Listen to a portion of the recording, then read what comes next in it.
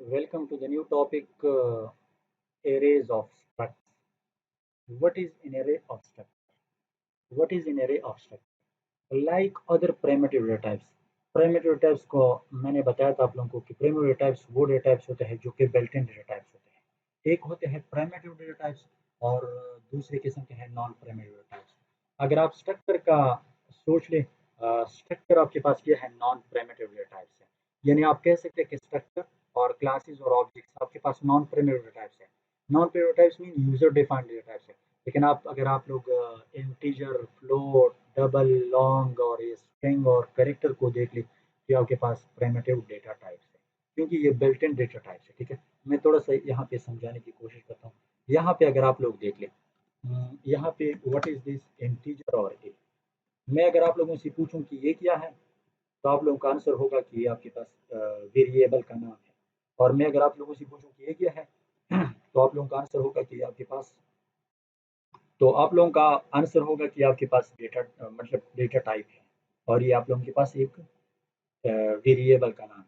और मैं अगर आप लोगों को ये बताऊं कि आपके पास एक स्ट्रक्चर है और स्ट्रक्चर का नाम आपके पास लेट सपोज ये आपके पास एक स्ट्रक्चर है, पॉइंट के नाम से आपने एक स्ट्रक्चर बनाया है।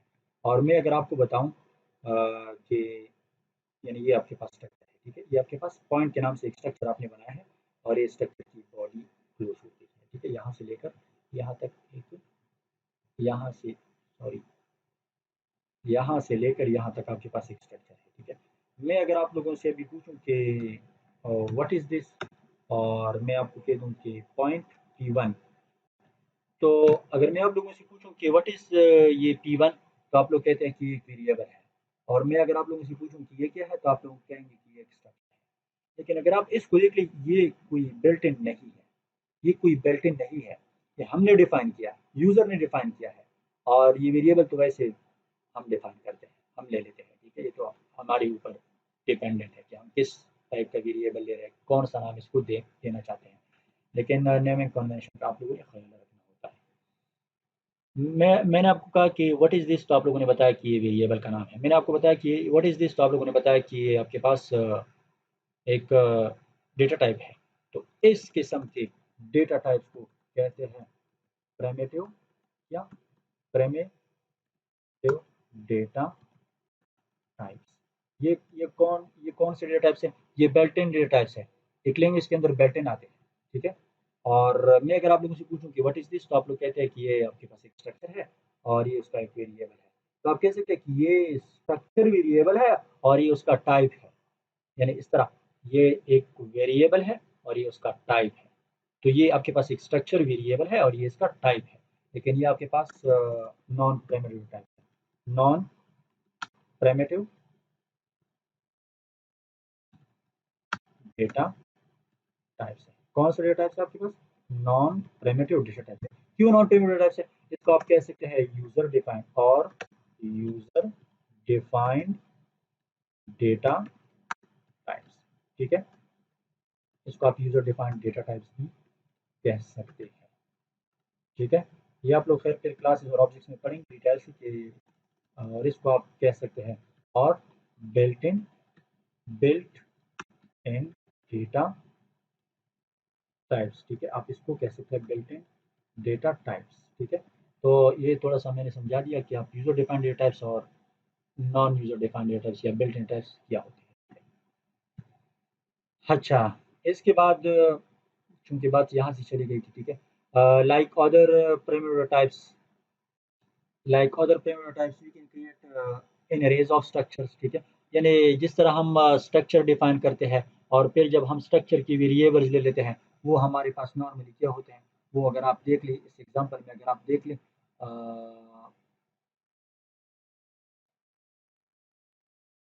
इस एग्जांपल में अगर आप देख लें तो वो हमारे पास स्ट्रक्चर के जो वेरिएबल्स होते हैं वो हमारे पास नॉर्मल वेरिएबल्स होते हैं। ठीक है, जिस तरह हम नॉन प्रिमिटिव टाइप्स में पढ़ते हैं। ठीक है, लेकिन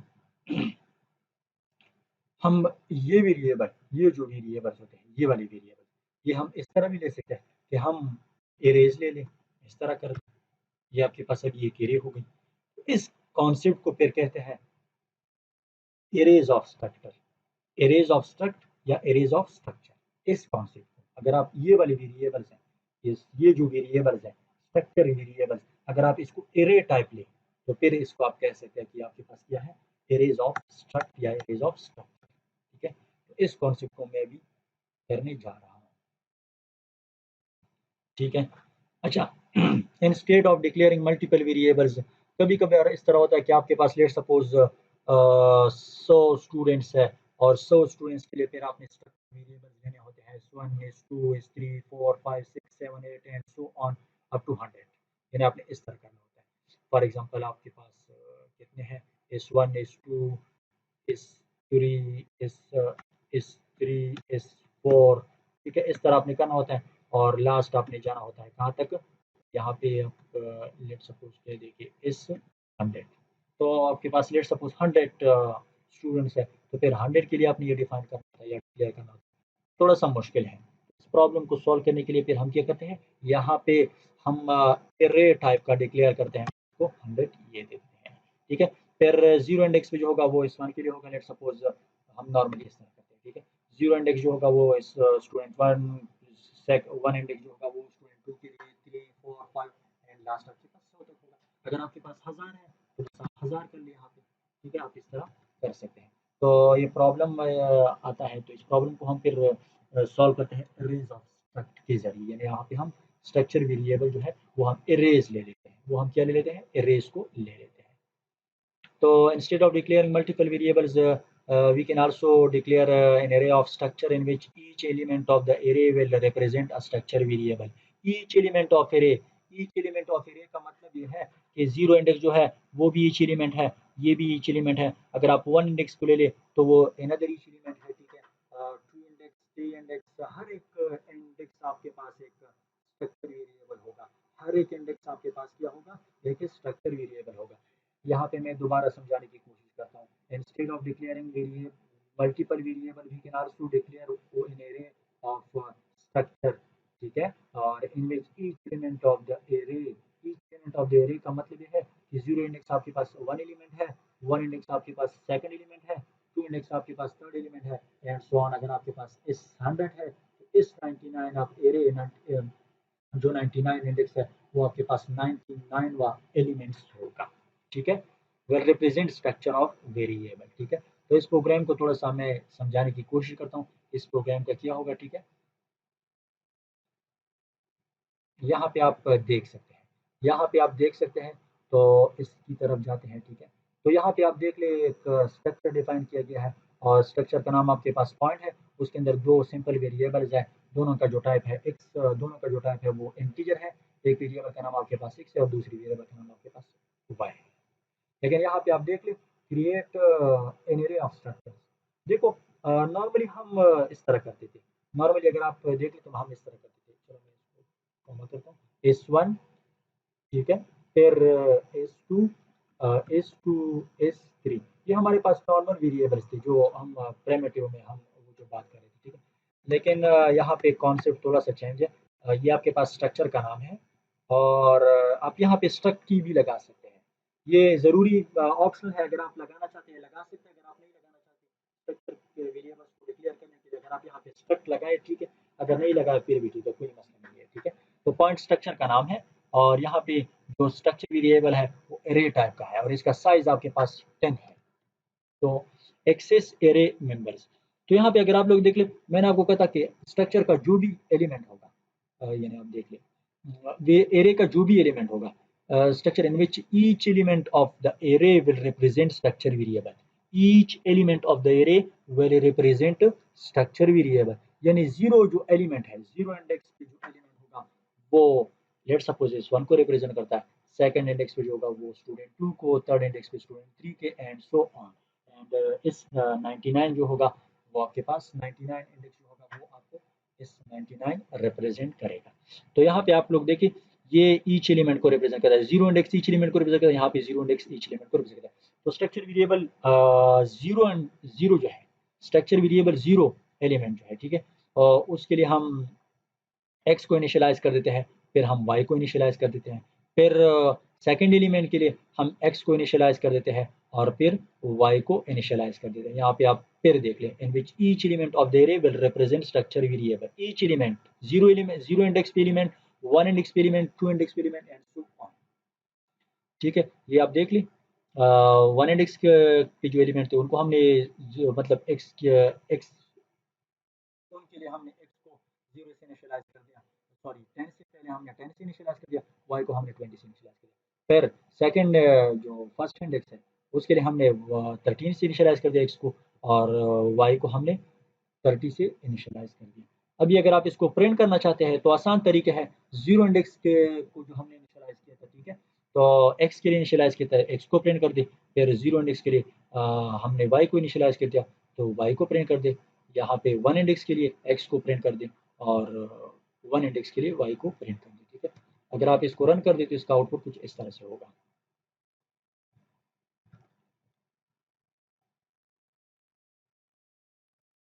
ये आप देख ले ये ये आपका आउटपुट आ गया। ये आपका 10 20 और 13 30, ये आपके पास ये जो दो स्टेटमेंट्स थी, इन लोगों ने इन स्टेटमेंट्स ने इनिशियलाइजेशन कर दी। ये जो इंस्ट्रक्शंस थे, चार इंस्ट्रक्शन, इन्होंने इनिशियलाइजेशन कर दी। ठीक से हर एक एलिमेंट को, एरे का हर एक एलिमेंट था उसको इनिशियलाइज कर दिया, और फिर इन स्टेटमेंट्स ने क्या कर दिया, इन इंस्ट्रक्शंस ने उन वैल्यूज को प्रिंट कर दिया। ठीक है, उन वैल्यूज को प्रिंट कर दिया। Let's move toward another example. ये अगर आप लोग देख ले, थोड़ा सा एग्जांपल कॉम्प्लेक्स है, और मैं इस एग्जांपल के ज़रिए आप लोगों को समझाने की कोशिश करता हूँ, ताकि आप लोगों की अंडरस्टैंडिंग जो है वो मज़ीद बढ़ जाए। तो यहाँ पे आप देख लें, तीन नॉर्मल वेरिएबल्स है, एक स्ट्रिंग है, दो आपके पास एक इंटीजर टाइप है, और एक आपके पास फ्लोट टाइप है, सीजीपीए है, आईडी नम है, और उसका नेम है, स्टूडेंट का नेम है। यहाँ पे अगर आप लोग देख ले तो इस वेरिएबल को, ये वही फंक्शन है, हम क्या करते हैं, हम इस फंक्शन को जब हम कॉल करते हैं तो आईडी को 0 से इनिशियलाइज कर देगा, और सीजीपीए को 0 से इनिशियलाइज कर देगा, तो वर्ड गार्बेज कलेक्शन। ठीक है, और स्टूडेंट नेम जो होगा वो स्टूडेंट से इनिशियलाइज होगा।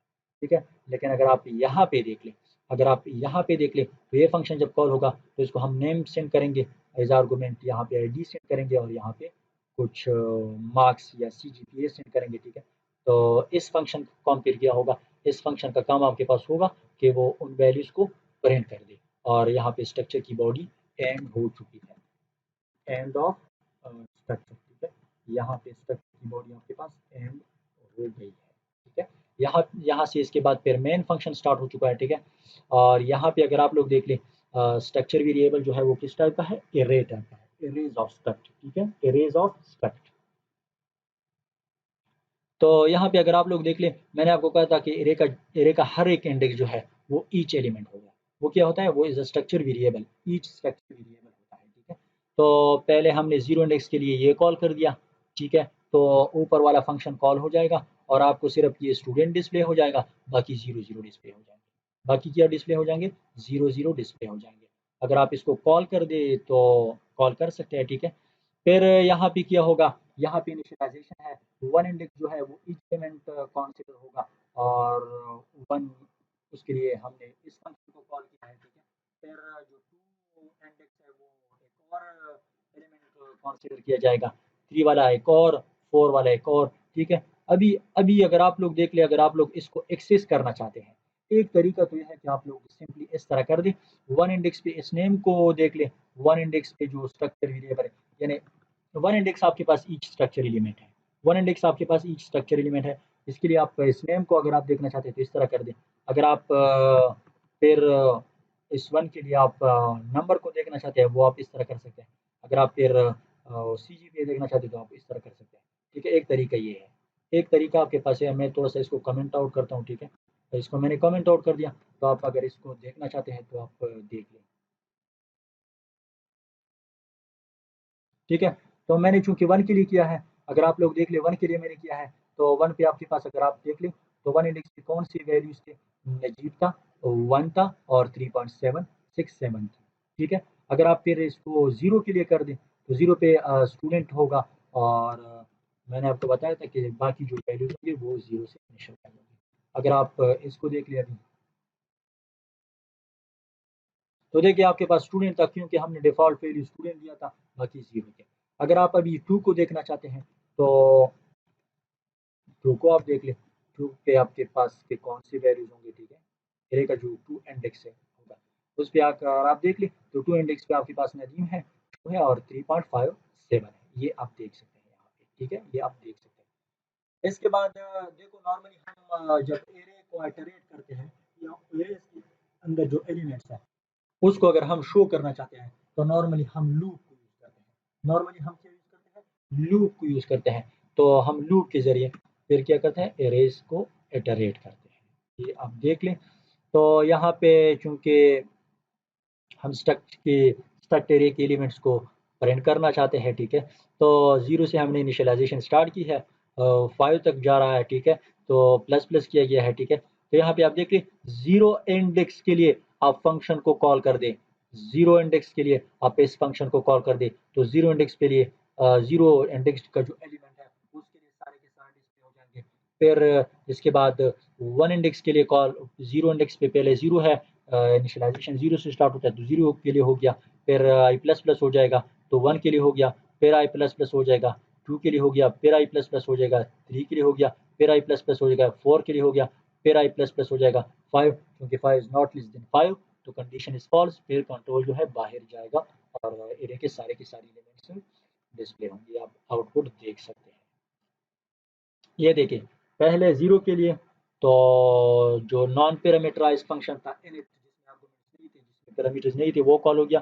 फिर जीरो इंडेक्स वन इंडेक्स के लिए कॉल, फिर टू इंडेक्स के लिए, फिर थ्री इंडेक्स या एलिमेंट के लिए, फिर फोर इंडेक्स या एलिमेंट के लिए जो स्ट्रक्चर एलिमेंट है उसके लिए कॉल हो गया। उम्मीद है आप लोगों को